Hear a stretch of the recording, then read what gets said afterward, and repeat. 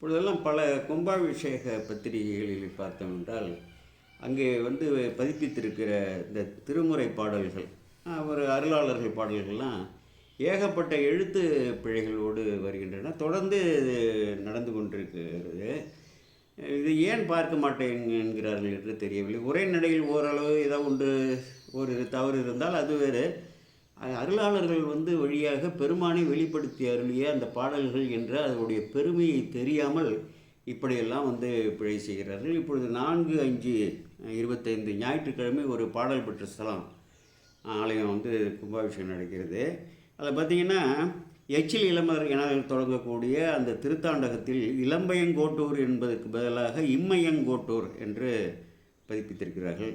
ஆவடு தன்துறை என்பதற்கு பதிலாக ஆவரு தன்மறை என்று இருக்கிறது. அதுபோல் காட்டூர் கடலை என்று சொல்லி அந்த திருநாட்டுக்கோவையில் கொல்லேரை என்பதற்கு பதிலாக கொல்லரை என்று இருக்காங்க. பாட்டூர் என்பதற்கு பதிலாக வாட்டூர் என்று இருக்கிறது.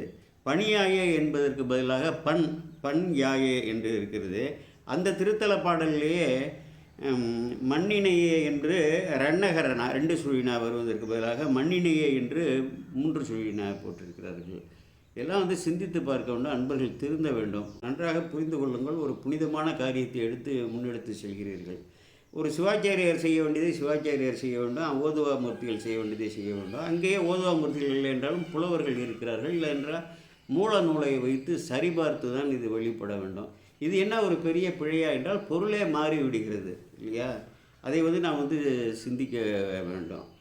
மந்திர ஆற்றல் உள்ளவைகள் நமது திருமுறைகள், அந்த பாடல்கள் அது இறைவனாலேயே ஆச்சாரியர்கள் உள்ளத்திலே உயிரறிவிலே நின்று வெளிப்படுத்தப்பட்டவை. ஆகவே ஆச்சாரியார் இழிவு, இறை இழிவு எல்லாமே அங்கே இருக்கிறது. இதனால் என்ன பாவம் விடும் என்று கூட சில பேர் நினைக்கலாம். உதாரணம் அதுக்கு சொல்கிறேன். நிறைமறை காடுதன்னில் நீண்டெறி தீபந்தன்னை கரை நிறத்து எலி தன் மூக்கு சுட்டிட கணன்று தூண்ட நிறைகடல் மண்ணும் விண்ணும் நீண்டவான் உலகமெல்லாம் குறைவர கொடுப்பர் போலும் குறுக்கை விரட்டினார்.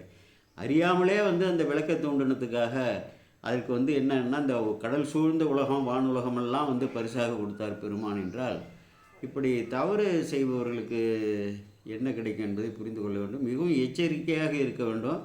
அந்த தனக்கே எல்லாம் தெரியும் என்று இல்லாமல் அங்கே உள்ள புலவர்கள் இருக்கிறார்கள், ஓதுவா மூர்த்திகள் இருக்கிறார்கள். அவர்களிடம் வினவி இதையெல்லாம் சரிபார்த்து இல்லைன்னா நூலை ஒப்பிட்டு செய்ய வேண்டும். எதிர்காலத்தில் அன்பர்கள் கவனத்தில் கொண்டு குற்றத்திலிருந்து தப்ப வேண்டும் என்று கூறி கோமல் சேகராகி நான் விடைபெறுகிறேன். வணக்கம்.